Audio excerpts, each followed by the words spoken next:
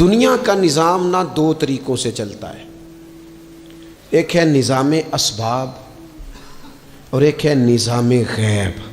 ایک نظام اسباب سے چلتا ہے کہ آگ جلاتی ہے، پانی ٹھنڈا کرتا ہے، انسان ماں باپ کے ملاپ سے پیدا ہوتا ہے۔ دنیا نظام اسباب سے چلتی ہے اور اسی ترتیب سے نظام آگے چل رہا ہے۔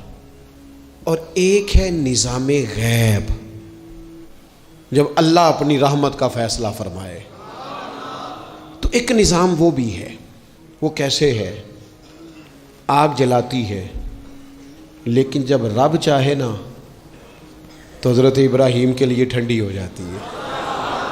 یہ کیا ہے؟ یہ نظام غیب ہے۔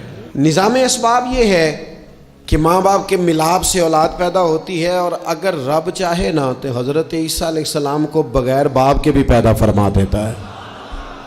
ہم جو مسلمان ہیں نا، ہماری ساری کی ساری توجہ نظام اسباب پہ ہو گئی ہے۔ اسباب پورے جمع کرو، لیکن اپنے رب کی بارگاہ کی طرف رجوع بھی کرو۔ کئی دفعہ نا اسباب سارے بندے کے ہاتھ سے چھوٹ جاتے ہیں، پھر اسے ضرورت ہوتی ہے دست غیب کی، اللہ اس کی مدد کرے۔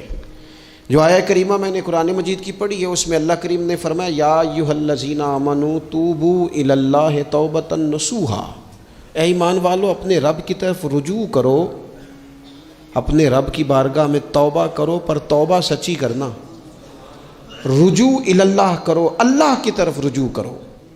بعض اوقات سارے نظام ختم ہو جاتے ہیں، نظام اسباب، اس وقت ضرورت ہوتی ہے رجوع الی اللہ کی کہ نظام غیب آئے۔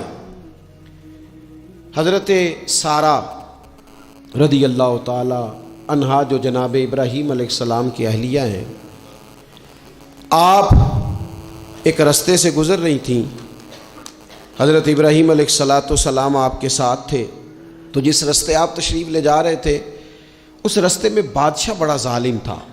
وہ معاذ اللہ تعالیٰ ثم معاذ اللہ عورتوں کو گرفتار کر لیتا اور اپنی بدباطنی کا ثبوت دیتا۔ وہاں سے جناب سارہ گزریں، مسند امام احمد بن حنبل سے یہ حوالہ عرض کر رہا ہوں۔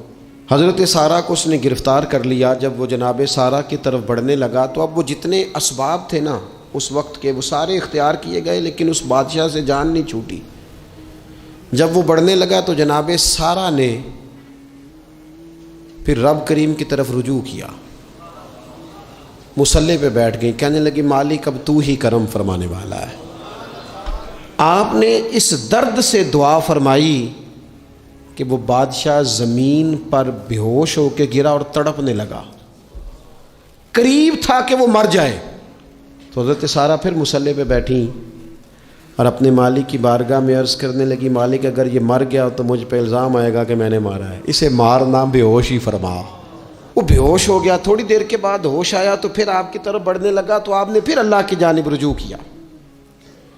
جب دوبارہ رب کریم کی جانب رجوع کیا تو پھر وہ بے ہوش ہوا۔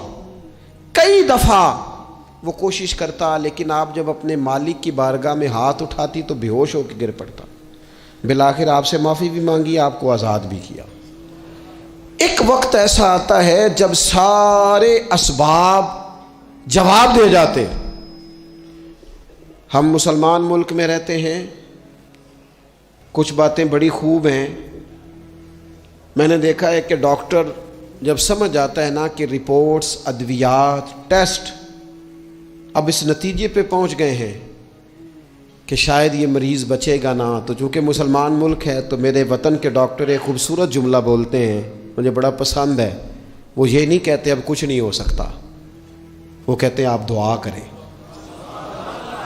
کیا مطلب؟ کہ اب رجوع الی اللہ کا وقت آ گیا ہے۔ ہمارے پاس جو شعور تھا، علم تھا، وہ ہم نے خرچ کر دیا۔ اب ٹائم ہے کہ رجوع الی اللہ کریں، آپ اللہ کی بارگاہ۔ یہ بڑا خوبصورت جملہ ہے، اچھی باتوں کا بھی تو ذکر کرنا چاہیے نا۔ یہ خوبصورت جملہ ہے کہ آپ دعا کریں۔ ایک وقت آتا ہے جب دعا کی ضرورت ہوتی ہے، دست غیب کی ضرورت ہوتی ہے۔ نبی پاک علیہ السلام 313 کو لے کے جب میدان میں آئے تھے تو ظاہری اسباب تو یہ تھے کہ 1000 سے مقابلہ کیسے ہوگا، تو پھر میرے قریب نے پتہ کیا کیا، حضور نے پھر رب کریم کی طرف رجوع فرمایا اور پھر اللہ کی مدد فرشتوں کی صورت میں آئی۔ او میرے دوستو، امت کو ضرورت ہے اس وقت دست غیب کی۔ پاکستان کبھی نہ بنتا اگر اللہ تعالیٰ کی غیبی طاقتیں مدد نہ فرماتی۔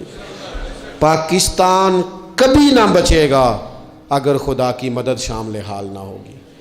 ہمیں اجتماعی طور پر رجوع اللہ کرنا ہے۔ ہمارے جتنی انفرادی مشکلات ہیں، ہم کسی تکلیف میں دکھ میں مبتلا ہیں، اللہ کی طرف رجوع کریں، اپنے رب کی بارگاہ کی طرف رجوع کریں، اور جو ہمارے اجتماعی مسائل ہیں ان میں بھی اللہ کی بارگاہ کی طرف رجوع کریں۔